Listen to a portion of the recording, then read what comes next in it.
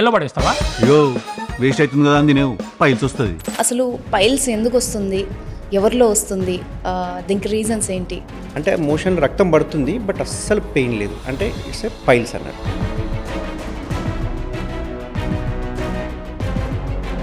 కొందరికి మీరు ఎప్పుడైనా గ్రేడ్ 4 వాళ్ళని చూస్తే కనుక మీరు సీట్ ఆఫర్ ఇచ్చినా కానీ కూర్చోరు వాళ్ళు.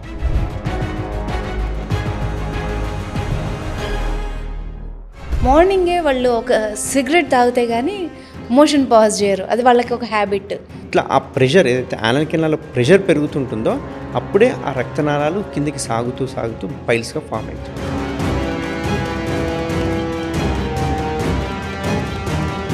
అండ్ ఫ్రీ సర్జరీస్ కూడా చేస్తున్నారని విన్నాను.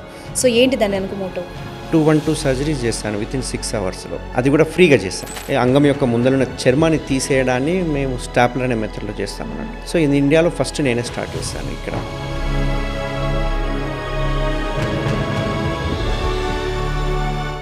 Hi, this Anusha Kumar. ఇవాళ మన guest doctor Sridhar Reddy Kareddy, general surgeon, ఇవాళ మనతో పాటు ఉన్నారు. వారితో మాట్లాడదాం. నమస్తే సార్. నమస్తే అండి. యాక్చువల్గా మనం తీసుకునే టాపిక్ జనాలైతే చాలా కామెడీగా తీసుకుంటారు, ఏదైతే పైల్స్ అని దాని మీద ఫన్గా జోక్లు వేయడం ఇలాంటివి. బట్ ఆ పర్సన్కి ఎవరైతే పేషెంట్ ఉంటారో వాళ్ళకి చాలా హారబుల్ అని అనిపిస్తుంది. ఎందుకంటే వాళ్ళు కూర్చోలేరు, నిలబడలేరు, బయటికి వెళ్ళలేరు. సో ఓవరాల్గా అసలు పైల్స్ ఎందుకు వస్తుంది, ఎవరిలో వస్తుంది, దీనికి రీజన్స్ ఏంటి? చాలామంది చూసుకుంటే కనుక పైల్స్ మీద మనం మూవీస్లో చూస్తుంటాం. అవును. చాలా కామెడీ సీన్స్ ఉంటాయి, మనకు కూడా చాలా నవ్వు అనిపిస్తుంటుంది. బట్ ఎవరైతే ఆ కామెడీ సీన్ చూస్తే వాళ్ళకి పైల్స్ ఉన్నాయి అనుకోండి, వాళ్ళకి అది కామెడీ అనిపించదు. అవును. వాళ్ళకి ఆ బాధ ఎంత ఉంటుందంటే, జస్ట్ సింపుల్ ఎగ్జాంపుల్ చెప్తాను. నా దగ్గరికి వచ్చే పేషెంట్స్ కొందరు గ్రేడ్ 4 పైల్స్తో వస్తుంటారు. ఓకే, ఇందులో గ్రేడ్స్ ఉంటాయా? ఇందులో గ్రేడ్స్ ఉంటాయి. 1, 2, 3, 4 అని ఉంటాయి. 1, 2 అనేది ప్రతి ఒక్క అందరికీ ఉంటాయి. మన ఇండియన్ కమ్యూనిటీలో చూసుకుంటే కనుక ప్రతి ఒక్కరికి 1, 2 అనేది మోస్ట్ కామన్ ఉంటుంది. ఓకే. కొందరికి మీరు ఎప్పుడైనా గ్రేడ్ 4 వాళ్ళని చూస్తే కనుక మీరు సీట్ ఆఫర్ ఇచ్చినా కానీ కూర్చోరు వాళ్ళు కూర్చోలేరు. అది నిజమేనా సార్? కూర్చోండి కూర్చోరు. 100%. నా దగ్గరకు పేషెంట్ వచ్చారు, జస్ట్ ఒక 60 years ఓల్డ్ పేషెంట్. 1 అవర్ అయింది నేను వచ్చే వరకు, థియేటర్లో ఉన్నాను, నేను రావడానికి చాలా టైం పడుతుంది, మీరు కూర్చున్నట్టు కూడా కూర్చోవట్లేదు. మా వాళ్ళకి ఎవరికి అర్థం కావట్లేదు, నేను ఎందుకు కూర్చోవట్లేదు, అటు ఇటు తిరుగుతున్నానికి కూర్చోవట్లేదు అని చెప్పేసి. సరే అని చెప్పేసిన తర్వాత నేను ఒక 1 అవర్ తర్వాత నా ఓపిక వచ్చాను. ఓపిక వచ్చాక సరే ఈ పేషెంట్ అసలు కూర్చోవట్లేదు సార్, నాకు కూర్చోవట్లేదు అంటే మాకు ఐడియా ఉంటుంది. యాజ్ ఎ డాక్టర్స్గా మాకు తెలుసు కొన్ని ఏ డిసీజ్లో కూర్చోలేము. లైక్ ఇప్పుడు పెరియానల్ యాబ్సెస్ అనుకోండి, అంటే చీముగడ్డలు అంటుంటాం కదా, మళ్ళీ అంటే మోషన్ ద్వారం చుట్టుపక్కల ఏదన్నా చీముగడ్డలు అయితే కనుక, ఇప్పుడు మనకి ఎప్పుడన్నా ముక్కు మీద కానీ లేకపోతే ఈ ఇయర్స్ మీద కానీ చిన్న గడ్డ లాంటిది, చిన్న గుల్ల లాంటిది అయింది అనుకోండి, సివియర్ పెయిన్ ఉంటుంది. అవునవును. ఎందుకు అంటే అక్కడ నర్వ్ ఎండింగ్స్ విపరీతంగా ఉంటాయి. Okay okay. సేమ్ అట్లనే మోషన్ పోయే చుట్టూ కూడా రక్తనాళాలు కానీ నర్వ్ ఎండింగ్స్ కానీ విపరీతంగా ఉంటాయి. సో ఆడ చిన్న గుల్ల అయినా కానీ లేకుంటే చీముగడ్డలు అయినా కానీ పైల్స్ అయినా కానీ విపరీతమైన మంట నొప్పి ఉంటుంది. దాంతో మీరు సీట్ ఆఫర్ ఇచ్చినా కానీ కూర్చోరు. మీకు ఒక సినిమా ఐడియా ఉందో లేదో, బ్రహ్మానందం సీన్ ఒకటి ఉంటుంది. నాకు ఏమన్నా అడుగు, కూర్చొని మాత్రం అడగొద్దు అని అంటారు. సో వాడు బస్సులో నిల్చొనే ఉంటాడు, ఈవెన్ స్కార్పియో వెహికల్ పోతుంటే కూడా నిల్చొనే ఉంటాడు. ఎక్కడైనా స్పీడ్ బ్రేకర్ రాగానే కూర్చోగానే వాడికి ప్రాణం పోయినట్టు ఉంటుంది. సేమ్ అదే ఇదిగా ఏంది అంటే ఈ పైల్స్ని కామెడీగా తీసుకుంటారు, కానీ పైల్స్ వచ్చినోనికి ఆ బాధ తెలుస్తుంది. వాళ్ళు కూర్చోలేరు, నిల్చోలేరు. అట్లాంటి వాళ్ళకి ఒక చిన్న మెగ్నీషియం సల్ఫేట్ అని ఒక డ్రెస్సింగ్ ఉంటుంది.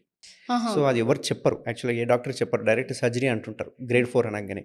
బట్ ఈ మెగ్నీషియం సల్ఫేట్ డ్రెస్సింగ్ పెట్టగానే అది గ్రేడ్ 4 కాస్త మంచిగా లోపలికి వెళ్ళిపోతాయి. లోపలికి వెళ్ళిపోయినాయి అంటే పైల్స్ తగ్గుతుంది. ఓకే, వితౌట్ సర్జరీ గ్రేడ్ 4లో ఇది. గ్రేడ్ 4లో బాగా సోలెన్ అయిపోయింది, విపరీతంగా లావ్ అయిపోయినాయి అనుకోండి, ఆ టైంలో మనం సర్జరీ చేయడానికి రాదు. ఎందుకంటే సివియర్ ఇన్ఫ్లమేషన్ ఉంటుంది, అప్పుడు బ్లీడ్ అయ్యే అవకాశాలు ఉంటుంది. కాబట్టి అట్లాంటి వాటికి ఏం చేస్తాం, మెగ్నీషియం సల్ఫేట్ అని ఒక డ్రెస్సింగ్ ఉంటుంది. ఆ డ్రెస్సింగ్ పెట్టగానే 2 daysలో వాడు కూర్చుంటాడు మళ్ళీ ఎప్పట్లాగా, వితిన్ 2 daysలో. Okay okay. ఎందుకంటే మొత్తం స్ట్రింక్ అవుతాయి. అది ఇప్పుడు గ్రేడ్ 4లో ఉన్నది కాస్త స్ట్రింక్ అయిపోతూ గ్రేడ్ 3కి వచ్చేస్తుంటుంది అన్నట్టు. మొత్తం పోదు, కానీ ఇమ్మీడియట్ రికవరీ అవుతారు, వాళ్ళు కూర్చోగలుగుతారు. సో ఆ చేయాలనుకుంటే కనుక మెగ్నీషియం సల్ఫేట్ డ్రెస్సింగ్స్ అనేది చేస్తూ ఉండొచ్చు అన్నట్టు. సో ఇప్పుడు ఈ గ్రేడ్ 4కి వెళ్ళడానికి అంటే మనం చేసే మిస్టేక్సే కారణమా, అంటే నెగ్లిజెన్సే ప్రాబ్లం అవుతుందా?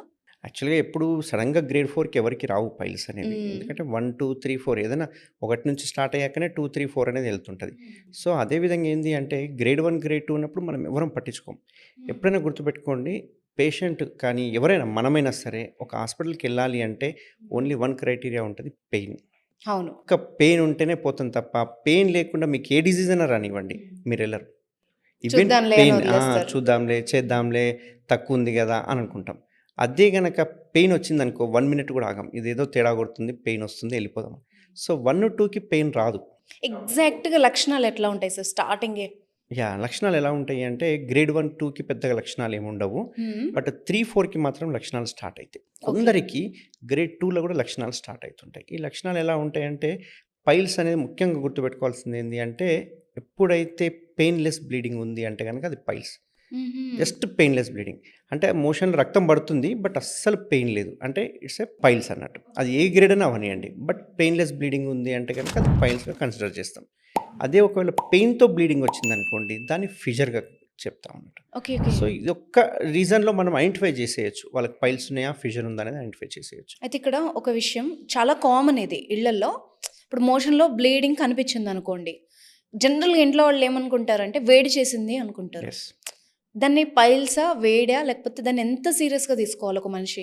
ఇక్కడ వేడి అనేది వర్డ్ అనేది లేదు. హుహు. మా బుక్‌లో గాని లేకపోతే ఎక్కడ మెడికల్‌లో వేడి అనేది లేదు. ఓకే. వేడి అంటే ఏంటి?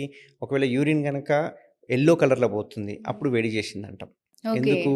డీహైడ్రేషన్ అయ్యుండొచ్చు. లేకుంటే మీరు ఒక్కసారి ఎప్పుడైనా గమనించండి. బాగా ఒక రోజంతా మార్నింగ్ నాన్ వెజ్జే, మధ్యాహ్నం నాన్ వెజ్జే, రాత్రి నాన్ వెజ్జే తిన్నాక నెక్స్ట్ డే చూసుకుంటే గనక మనకి యూరిన్ యెల్లోయిష్ కలర్‌లో పోతుంటుంది. అంతేకాకుండా మోషన్ కూడా హార్డ్‌గా పోతుంటుంది. ఇవన్నీ ఏందంటే ఇది వేడి చేయడం అన్నట్టు. హ్మ్. చాలామంది వేడి చేయంగానే మేము మజ్జిగ తాగేసేస్తున్నాము, పెరుగన్నం తినేస్తున్నాం, మా బాడీలో ఉన్న వేడి అంతా పోయింది అని అంటారు. అలా పోదు వేడి అనేది. ఓకే. వేడి ఎప్పుడు పోతది? మనం నాన్ వెజ్ తీసుకున్నా, ఏది తీసుకున్నా వాటర్ కంటెంట్ ఎక్కువ కావాలి. ఎందుకంటే అది డైజెస్ట్ చేసుకోవడానికి వాటర్ ఎక్కువ తీసుకుంటది. హ్మ్. అంత వాటర్ మనం తీసుకోలేదనుకోండి, యూరిన్ యెల్లో కలర్‌లో పోతుంది. యూరిన్ పోసినప్పుడు మంట ఉంటుంది, కాన్‌స్టిపేషన్‌గా ఉంటుంది, వాళ్ళకు రక్తం పడుతుంది. హ్మ్. సో, ఈ రకంగా నాన్ వెజ్ ఎక్కువ తీసుకోవడం గానీ, డీహైడ్రేషన్ అవ్వడం గానీ, దీన్ని మనం వేడి చేసిందని అంటుంటాం. అంతేగాని వేడి అనే వర్డ్ అనేది లేదు. అంటే మోషన్‌లో రక్తం పడితే వేడి చేసింది అనేది లేదు ఇక్కడ. మూత్రంలో మంట ఉంటే వేడి అంటుంటాం యూజువల్‌గా. బట్ మోషన్‌లో రక్తం పోతే దాన్ని వేడి అని అనం. ఓకే. ఇప్పుడు చాలామంది ఇష్టపడరు. ఇప్పుడు మనం డిస్కస్ చేస్తున్నాం గానీ, వినడానికి కానీ, చెప్పుకోవడానికి. చాలామందికి ఇళ్లల్లో ప్రాబ్లమ్ ఉంటది ఇది. బ్లీడ్ అవ్వడం అన్నది. చెప్పుకోరు. బట్ దాన్ని సప్రెస్ చేసుకోవడం వల్ల ఏమన్నా తర్వాత ఇష్యూస్ ఎట్లా డెవలప్ అవుతాయి? చాలామంది ఏంది అంటే ఏ డిసీజ్ అయినా చెప్పుకుంటారు గానీ, బాటమ్ అంటే ఈ పైల్స్ గానీ, ఫిషర్ గానీ, ఫిస్టులా ఉంటే చెప్పుకోరు. యెస్. చాలామంది. ఎందుకంటే చాలాకి స్టిగ్మా ఉంటుంది. సోషల్ స్టిగ్మా ఉంటుంది. ప్లస్ పక్కన వాడు ఏమనుకుంటాడో అనే ఒక ఫీలింగ్ ఎక్కువుంటుంది. కొంచెం ఏజ్డ్ వాళ్ళకి తీసుకుంటే గనక ఇండ్లలో అక్కడక్కడ సోఫాలో కూర్చున్నప్పుడు మనకు సోఫాలో మరకలు అంటుతూ ఉంటాయి. మీరు ఎప్పుడైనా గమనించుంటే గనక ఆ సోఫాలో మరకలు ఎందుకు అంటుతాయి అంటే అదొక ఫిస్టులా ఉంటే మరకలు అంటుతుంటాయి. సో, ఫిస్టులా అంటే ఏంది అంటే మోషన్ చుట్టూ ఏదైనా చిన్న గుల్ల లాంటిది ఉండి పగిలిపోయి అక్కడి నుంచి చీము గారుతూ ఉంటుంది. ఈ చీము మామూలుగా పెద్ద గడ్డల్లాంటివి అనుకోండి, చీము ఒకసారి కారి ఆగిపోతుంటాయి. బట్ ఈ ఫిస్టులాలు ఎలాంటివి అంటే కారుతూనే ఉంటాయి. ఎవ్రీ ఇయర్ కారుతూనే ఉంటాయి. ఓ 1 వీక్ కారుతుంటది. 1 వీక్ బంద్ అవుతుంటుంది. సో, అక్కడ అంటుకోంగానే అక్కడ మనకు మరకలు అంటుతూ ఉంటాయి. మామూలుగా ప్యాంట్ ఏసుకున్నా గానీ, లుంగీలు కట్టుకున్నా గానీ, లేకుంటే సోఫాలో కూర్చున్నా గానీ అంటుతూ ఉంటది. సో, వాళ్ళకొక రకమైన సోషల్ స్టిగ్మాతో వాళ్ళు బయటికి రానికి కూడా ఇష్టపడరు. హ్మ్. నా దగ్గర ఒక పేషెంట్ ఉన్నారు. Around 45 years female patient. Young ఏజ్‌లో ఉన్నప్పుడు తనకి ఫిస్టులాస్ ఫార్మ్ అయినాయి. తను ఇంట్లో చెప్పుకోలేక ఎవ్వరికి చెప్తే ఏమనుకుంటారో ప్లస్ ఇంకొకటేంటి అంటే ఈ పైల్స్ గానీ, ఫిషర్ గానీ, ఫిస్టులాకి చేసే సర్జరీ ఏదైతే ఉందో అది వెరీ ఏమంటారు ఓపెన్ సర్జరీ అన్నట్టు. చాలా నరకం సర్జరీ అది. హ్మ్. ఎందుకంటే కోత పెడతాము. ఆ కోత హీల్ అవ్వడానికి 45 డేస్ టైం పడుతుంది. ఆ 45 డేస్ టైము విపరీతమైన పెయిన్ ఉంటుంది. మన ఇంట్లో గనక ఆ సర్జరీ అయ్యింది అంటే చుట్టుపక్కల ఒక 20 ఇండ్ల వరకి ఈ ఇంట్లో పైల్ సర్జరీ అయిందని తెలిసిపోతుంది. ఎందుకంటే వాళ్ళు బయటికి రారు. ఏమైందని చెప్పుకోలేరు అన్ని రోజులు. ఓకే. సో, ఆ విపరీతమైన పెయిన్ ఉంటుంది. డ్రెస్సింగ్‌తో పెయిన్ ఉంటుంది. దాంతో పైల్ సర్జరీ అనే వరకు వాళ్ళకొక రకమైన భయం అనేది ఉంటుందన్నట్టు. సేమ్ ఆమె ఇదే భయాన్ని పెట్టుకొని హస్బెండ్‌కి చెప్పలేదు. ఎవరికీ చెప్పలేదు. సింపుల్‌గా డైపర్స్ ఏసుకొని కూర్చున్నది. ఆల్‌మోస్ట్ 20 ఇయర్స్ డైపర్స్ ఏసుకున్నది. 20 ఇయర్స్. ఆ తర్వాత నా వీడియో చూసిన తర్వాత నేను లేజర్‌లో సర్జరీ చేస్తానన్న నమ్మకంతోటి ఇక్కడ ఈస్ట్ గోదావరి నుంచి వచ్చింది పేషెంటు. తను వచ్చి చేయించుకొని ఇప్పుడు డైపర్ లేకుండా మొన్న నా దగ్గరకొచ్చి కలిసేసి ఎళ్ళింది. సో, ఏందంటే ఈ పైల్స్‌కి అనంగానే భయం ఏంది అంటే ఎక్కడ సర్జరీ చెప్తామో డాక్టరు, సర్జరీ ఎంత పెయిన్‌ఫుల్ సర్జరీయో అన్న భయంతోటి చాలామంది బయటికి రారు. అండ్ రెండవది పైల్స్ ఉన్నాయంటే కొంచెం కామెడీ చేస్తుంటారు. చుట్టుపక్కల అవును. ఫ్రెండ్స్ కూడా కామెడీ చేస్తుంటారు. అందరికీ తెలిసిపోతది వీడికి పైల్స్ ఉన్నాయి అనే ఒక బాధతోటి కూడా పక్కన వాళ్ళు కూడా చెప్పుకోరు. ఇప్పుడు ఏ ఏజ్ గ్రూప్ వాళ్ళకి ఏ ఏ సిట్యుయేషన్స్ అంటే ఏ ఫుడ్ హ్యాబిట్స్ కానీ ఏదైనా వీళ్ళకే పక్కాగా పైల్స్ వస్తది అని మనం ముందుగా ఏమైనా గెస్ చేయొచ్చా? పైల్స్ ఎవరికి వస్తుందని గెస్ చేయలేము. బట్ వాళ్ళు తినే ఫుడ్‌ని చూసి అయితే చెప్పొచ్చు. వీళ్ళకి ఎప్పుడోసారి పైల్స్ వస్తాయి అని ఓకే. చెప్పేసి. ఒకప్పుడు మేము చదువుకునే రోజుల్లో చూస్తుంటే గనక పైల్స్ వచ్చే పేషెంట్స్ అబోవ్ 45, 50 ఇయర్స్ ఏజ్ వాళ్ళు ఉండేవాళ్ళు. బట్ ఇప్పుడు నేను చూస్తున్న ఏజ్ గ్రూప్ ఏదైతే ఉందో 4 ఇయర్స్‌కి తగ్గింది. ఓకే. అంటే 4 ఇయర్స్ అంటే 52 నుంచి 4 తగ్గలేదు. 4 ఇయర్స్ బేబీ ఆర్ బాయ్ నుంచి పైల్స్ రావడం స్టార్ట్ అయింది. 4 ఇయర్స్. యెస్. ఓహ్! 4 ఇయర్స్ నుంచే కాన్‌స్టిపేషన్‌లో ఉంటున్నారు వీళ్ళు. ఎందుకు అంటే మేబీ బిస్కెట్స్ కావచ్చు, బ్రెడ్ ప్రొడక్ట్స్ కావచ్చు, హ్మ్. లేకుంటే జంక్ ఫుడ్స్ కావచ్చు. ఇవన్నీ ఒకప్పుడు మన నానమ్మలు గానీ, తాతలు గానీ చూసుకుంటే ఆ కాలంలో చూసుకుంటే గనక ఇంట్లో ఫుడ్డే తినేవాళ్ళం. ఇప్పుడొచ్చిన స్విగ్గీ, జొమాటో అన్నీ వచ్చేసిన తర్వాత వేళ్ళ మీద అయిపోయింది. అంటే వెళ్లి తెచ్చుకునే అవసరం కూడా లేదు ఇప్పుడు. సో ఏదున్నా ఇంటికే రావడం జరుగుతుంది. సో పిల్లాడు ఒకవేళ తినట్లేదు అనంగానే మనం బిస్కెట్స్ అనో ఏదో ఒకటి తెప్పిస్తూ ఉంటాం. పిజ్జాలనో, బర్గర్స్ అనో తెప్పిస్తూ ఉంటాం. దీనివల్ల ఏమవుతుందంటే ఫైబర్ కంటెంట్ తగ్గిపోయి ఈ ప్రోటీన్ కంటెంట్ కావచ్చు, లేకపోతే కార్బోహైడ్రేట్ కంటెంట్ కావచ్చు, ఇట్లాంటి కంటెంట్ ఎక్కువైపోతుంది. ఎక్కువైపోవడం వల్ల వాళ్ళకి ఏమవుతుందంటే చిన్న ఏజ్ నుంచే కాన్‌స్టిపేషన్‌లోకి స్టార్ట్ అవుతున్నారు. మీరు చూసుకుంటే చిన్న పిల్లలు 2 డేస్‌కో, 3 డేస్‌కి ఒకసారి మోషన్ పోతుంది. యెస్. అంటే ఇప్పుడు నేను గూడా విన్నాను. అంటే చిన్న పిల్లలు మోషన్ పాస్ చేయకపోతే 2, 3 డేస్ వాళ్ళని బలవంతంగా పోనివ్వరు. అలా అని డాక్టర్ దగ్గర తీసుకెళ్తారు. ఇది ఎంత మనం సీరియస్‌గా తీసుకోవాలి? అంటే ఎన్ని రోజులు కంటిన్యూ అయితే ఇలాంటి ప్రాబ్లమ్స్ ఒస్తాయి? సో 1 డే కంటే మోషన్ ఎక్కువ పోలేదంటే అలర్ట్ కావాలి. పిల్లోడికి ఓకే. ఖచ్చితంగా కాన్‌స్టిపేషన్‌లో ఉన్నట్టు అర్థము. అండ్ ఇంకో ఇంపార్టెంట్ ఏంటంటే వాష్‌రూమ్‌లో ఎంతసేపు ఉంటున్నాం అనేది చాలా ఇంపార్టెంట్. రైట్. కొందరు పిల్లలు చాలా సేపు చాలా సేపు ఉంటారు. ఉంటారు. యెస్. ముక్కుతూనే ఉంటారు. అవును. చూస్తే ఏం రాదు మోషన్. బట్ హ్మ్. ముక్కుతూనే ఉంటారు. ఇట్లాంటి వాళ్ళకి మాత్రం ఖచ్చితంగా కాన్‌స్టిపేషన్ ఇష్యూస్ స్టార్ట్ అయితుంటాయి. హ్మ్. సో దీని నుంచి మనం బయటపడాలి అంటే ఫస్ట్ పీచు పదార్థం అసలు ఏం తినబెట్టాలి? మనం హ్మ్. తీసుకునే 100% బౌల్‌లో ఏముండాలి? కార్బోహైడ్రేట్స్ ఎంతుండాలి? లేకుంటే ప్రోటీన్ ఎంతుండాలి? పీచు పదార్థం యొక్క ఇంపార్టెన్స్ అనేది మదర్స్‌కి తెలిసి ఉండాలి. ఓకే. ఇది గనక తెలవలేదనుకోండి, మనం ఫీడ్ చేస్తూనే ఉంటాము. వాళ్ళు ఒక సర్టెన్ ఏజ్ గ్రూప్ వచ్చేవరకి వాళ్ళకి పైల్స్ అనేవి స్టార్ట్ అయితుంటాయి. మళ్ళీ యానల్ కెనాల్ ఓపెన్ చేయాల్సొస్తుంది. కొన్నిసార్లు ఫింగర్ పెట్టి తీస్తుంటాం. చిన్న పిల్లలకి మోషన్ రాకపోతే గనక మాన్యువల్ ఎవాక్యుయేషన్ అంటుంటాం. ఏలు పెట్టి తీస్తూ ఉంటాం అన్నట్టు. ఎందుకంటే వాళ్ళకు ఎన్ని ఫ్లూయిడ్స్ ఇచ్చినా గానీ బయటికి రాదది. ఓసారి లాక్సేటివ్స్ ఇచ్చినా బయటికి రాదు. ఇంపాక్టెడ్ అయిపోయి ఉంటది. అతుక్కపోయి ఉంటాయి స్టూల్స్ అని. అట్లాంటి వాళ్ళకి బౌల్ క్లీనింగ్ చేస్తూ ఉంటాం. సో ఇవన్నీ ఏందంటే ఖచ్చితంగా పిల్లల కంటే కూడా ఫస్ట్ మదర్‌కి ఎడ్యుకేషన్ ఇంపార్టెంట్. హ్మ్. అసలు పీచు పదార్థాలు ఏం తింటే యానల్ కెనాల్ సేఫ్టీ ఉంటది. ఎంత ఇంపార్టెంటో అండ్ ఎటువంటి పదార్థాలు తీసుకుంటే మోషన్ ఫ్రీగా వస్తది. క్యాన్సర్ అవాయిడ్ చేయొచ్చు. ఎందుకంటే మీకు తెలుసు క్యాన్సర్ రావడానికి ముఖ్య కారణం constipation. First reason constipation. Okay. So ఎలా anal sir canal link? Anal canal గనక మనకు కాన్‌స్టిపేషన్ ఉంటే గనక హ్మ్. మోషన్ ఎక్కువసేపు అక్కడే ఆగిపోతూ ఉంటుంది. మోషన్ రావడానికి మనం ముక్కుతూ ఉంటాం. కొన్ని రకాల జెనిటల్ వాట్స్ అని వస్తుంటాయి. కొన్ని హెచ్‌పివి వైరస్ వలన కూడా జెనిటల్ వాట్స్ వస్తుంటాయి. సో దీనివల్ల అక్కడ ఎక్కువ క్యాన్సర్స్ వచ్చే అవకాశాలు ఉంటాయి. అండ్ హెరిడిటరీ కూడా ఉంటుంది. మన పేరెంట్స్‌కి కానీ లేకుంటే మేనమామలకు గానీ అట్లా ఉంటే కూడా మనకి హెరిడిటరీగా వచ్చే అవకాశాలు ఉంటాయి. సో కాన్‌స్టిపేషన్ అనేది కూడా ఒక రకంగా క్యాన్సర్‌కి దారి తీసే అవకాశాలు ఉంటాయి. సో చాలా సీరియస్‌గా తీసుకోవాల్సిన విషయం ఇది. యెస్. అందుకే చాలామంది సినిమాలో కామెడీ చేస్తారు గానీ, ఆ! యాజ్ ఎ పేషెంట్‌గా మేము చూసుకుంటే గనక మాకు నవ్వొస్తుంటది గానీ, పేషెంట్ బాధను చూస్తే మాత్రం బాధ అనిపిస్తుంటది. ఎందుకంటే ఎన్నో సంవత్సరాల నుంచి పెట్టుకుంటారు గదా! వాళ్ళు ఎంతో హోప్‌తో మన హాస్పిటల్‌కి వస్తూ ఉంటారు. ఓకే. ఇప్పుడు కాన్‌స్టిపేషన్‌ని గూడా చాలా లైట్ తీసుకుంటారు కొందరు ఆ విషయంలో. అండ్ ఇంకొకటుంది. జనరల్ మిత్ ఆర్ ఫ్యాక్ట్ నాకు తెలీదు. మార్నింగే వాళ్ళు ఒక సిగరెట్ తాగితే గానీ మోషన్ పాజ్ జేయరు. అది వాళ్ళకి ఒక హ్యాబిట్. అది ఎంతవరకు కరెక్ట్? అది నిజమేనా అసలు? ఇప్పుడేంటి అంటే చాలామంది మీరిప్పుడు రీసెంట్‌గా చూస్తే గనక మోషన్‌కెళ్ళాలి అనుకుంటే గనక ఖచ్చితంగా చేతిలో ఫోన్ అన్నా ఉండాలి, పేపర్ అన్నా ఉండాలి, సిగరెట్ అన్నా ఉండాలి. ఈ 3 మినిమమ్ అయిపోయినాయి ప్రతి ఒక్కరికి. ఆ! సో వాళ్ళేంటి అంటే ఏదో ఒకటి దాని మీద బహానా. అది తాగితేనే నాకొస్తది అని ఒక బహానాతోటి ఇప్పుడు సిగరెట్ తాగితే అది ఎళ్ళేది లంగ్స్‌లోకెళ్ళేది. మొటిలిటీ ఎట్లా పెంచుతది? ఒకవేళ మొటిలిటీ పెంచిందే అనుకుందాం. ఇప్పుడు వేడి నీళ్ళు అనుకోండి. మామూలుగా చాలామంది లేవంగానే వేడి నీళ్ళు అవును. తాగుతారు. ఎంప్టీ ఎందుకు స్టమక్‌తో. యెస్. ఎందుకు హ్మ్. తాగుతారు? వేడి నీళ్ళు తాగితే కొంచెం మొటిలిటీ ఉంటుంది. ఎందుకంటే మన శాస్త్రంలో చెప్పిన దాని ప్రకారం ఎప్పుడో పూర్వకాలంలో కూడా 5 గంటలకు లేచి వేడి నీళ్ళు తాగేవాళ్ళు. హ్మ్. వేడి నీళ్ళు తాగడం వల్ల ఏముందంటే ఆ వేడి వలన మొటిలిటీ అంటే పేగులో కదలికలు ఎక్కువుంటాయి.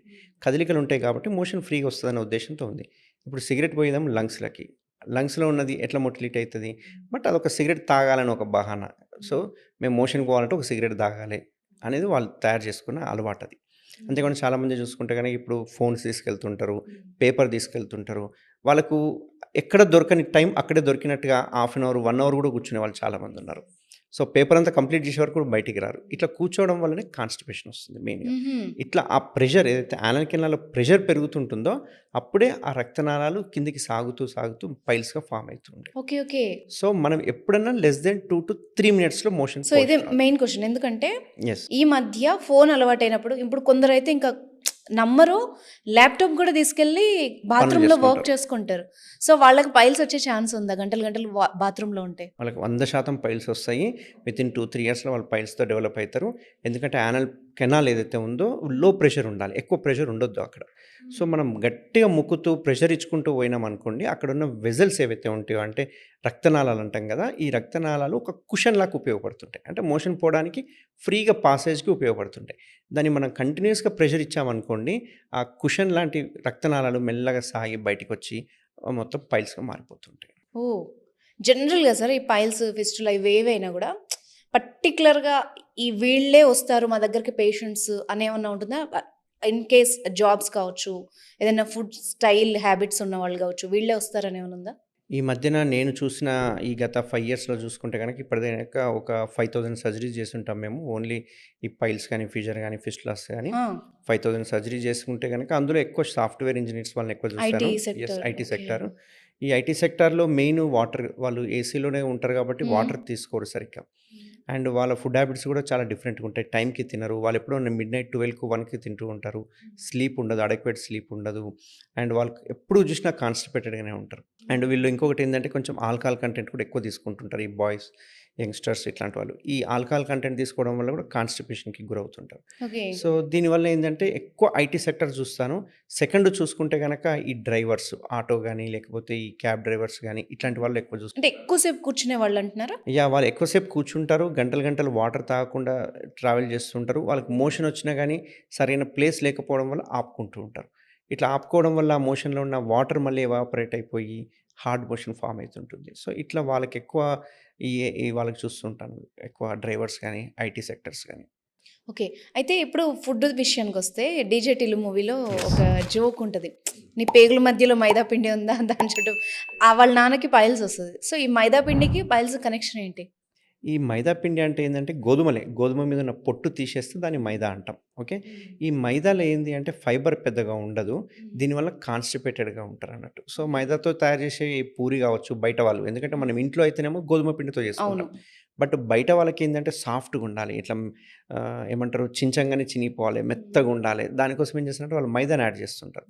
ఈ మైదా యాడ్ చేసే వరకు ఏమవుతుందంటే అది కాన్‌స్టిపేటెడ్‌గా అయిపోతుంది. దీనివల్ల సరైన మోషన్ రాదు. అందుకే మీరు చూసుకుంటే గనక ఇంట్లో తినే వాళ్ళకి, బయట తినే వాళ్ళకి చూసుకుంటే ఈ బయట తినే వాళ్ళకి ఎక్కువ కాన్‌స్టిపేటెడ్‌గా ఉంటారు. ఎందుకంటే వాళ్ళు అడల్టరేటెడ్ అంటే ఈ మైదా యాడ్ చేసినవి కావచ్చు.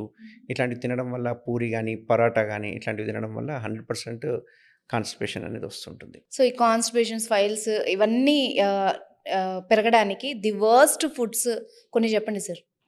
ఒకటి పరాటాస్ గానీ ఇట్లాంటివి హ్మ్. కావచ్చు. అండ్ బిర్యానీ మెయిన్ ఇంపార్టెంట్ మన హైదరాబాద్ బిర్యానీ. ఎందుకంటే హ్మ్. హైదరాబాద్ బిర్యానీలో డాల్డా ఉంటుంది. ఓకే. ఓకే. అంతేకాకుండా ఆయిల్‌తో బాగా ఇట్లా అంటుతుంటుంది. హ్మ్. ఓకే. అవును. ఈ బిర్యానీ తినడం వల్ల ఒకటి రెండవది. అండ్ మూడవది చూసుకుంటే గనక ఈ ఫ్రై ఐటెమ్స్ ఇట్లాంటివి ఏమంటారు చికెన్ 65స్ హ్మ్. ఇట్లాంటివి ఆయిల్‌లో ఏయించినవి. ఓకే. మళ్ళీ తందూరితో రాదండి. తందూరితో రాదు. బట్ ఆయిల్‌తో చేసినవి మాత్రం 100% వస్తుంది. ఓకే. ఇట్లాంటి ఫుడ్స్ మెయిన్ ఇంపార్టెంట్. అండ్ ఈ జంక్ ఫుడ్స్ ఏదైనా తీసుకోవచ్చు. ఈవెన్ బ్రెడ్ గానీ, లేకపోతే పిజ్జాస్ గానీ, బర్గర్స్ గానీ ఇట్లాంటివి ఏవైనా గానీ ఖచ్చితంగా ఉంటుంది. అంటే నేను చెప్పడం ఏందంటే ఇవన్నీ తినొద్దని చెప్పట్లేదు. ఇవన్నీ ఎప్పుడోసారి టేస్ట్ జేయాలి, చూడాలి, తినాలి, లైఫ్ ఎంజాయ్ జేయాలి. కానీ దీంతో పాటు ఫైబర్ ఎంత తీసుకుంటున్నాం అనేది ఇంపార్టెంట్. ఓకే. సో, ఈ ఫైబర్ కంటెంట్ ఏముంటది? ఫైబర్ అంటే మెయిన్‌గా ఏం నేను యాడ్ చేసుకోవాలి మన యాహ్! ప్లేట్‌లో చెప్పండి? ఖచ్చితంగా యాడ్ చేసుకోవాల్సింది ఉదయం ఒక క్యారెట్ కీర, రాత్రికి ఒక క్యారెట్ కీర. మీరు ఏ ఫుడ్ తీసుకున్నా గానీ, ఒక క్యారెట్ కీర అనేది యాడ్ చేసుకుంటే గనక మన బాడీకి సరిపడినంత ఫైబర్ ఆటోమేటిక్‌గా దొరికినట్టే అన్నట్టు. ఓకే. ఓకే. అండ్ మీరు స్వతహాగా ఒక నెలకి రఫ్‌గా 250, 300 సర్జరీస్ చేస్తారంట. అసలు ఎట్లా పాసిబుల్ మీకు? అండ్ ఫ్రీ సర్జరీస్ కూడా చేస్తున్నారని విన్నాను. సో, ఏంటి దాని వెనక మోటో? ఇప్పుడు ప్రెజెంట్ మన సెంటర్ ఏదైతే ఉందో ట్రీట్మెంట్ రేంజ్ హాస్పిటల్ అనేది కూకట్పల్లిలో ఉంది కేపీహెచ్‌బీలో. సేమ్ ఇదే సెంటర్ కొన్ని ఆహ్, అదర్ నేమ్ తోటి బెంగుళూరు గాని, రాజమండ్రి గాని, వైజాగ్‌లో గాని స్టార్ట్ చేశాము. సో, ఇప్పుడున్న ఈ ట్రీట్మెంట్ రేంజ్ హాస్పిటల్ సెంటర్‌లో 300 సర్జరీస్ పైనే జరుగుతుంటాయి. ఓకే. అందులో మోస్ట్ సర్కమ్సిషన్ గాని, లేకుంటే ఈ బాటమ్ అంటే ఈ పైల్స్ కావచ్చు, ఫిస్టులాస్ గాని, లేకుంటే ఫిషరు, పైలోనెడల్ సైనస్ అని హుహు. అండ్ కొన్ని లాప్రోస్కోపిక్ సర్జరీస్, హెర్నియా సర్జరీస్ ఇట్లాంటివన్నీ చేస్తూ ఉంటాం. సో, దీన్ని బ్యాలెన్స్డ్‌గా చేసుకుంటూ వస్తాం. మార్నింగ్ నేను ఓపీస్ చూసుకొని, మధ్యాహ్నం కల్లా సర్జరీస్ ఫినిష్ చేసుకోవడం ఇట్లాంటివి చేస్తుంటాం. లాస్ట్ ఇయర్ సమ్‌వేర్ ఆగస్ట్ 15థ్‌కి అనుకుంటాను 212 సర్జరీస్ చేశాను వితిన్ 6 అవర్స్‌లో. అది ఓహ్! గూడా అది గూడా ఫ్రీగా చేసాం. ఓకే. ఓకే. Almost all. ఆ!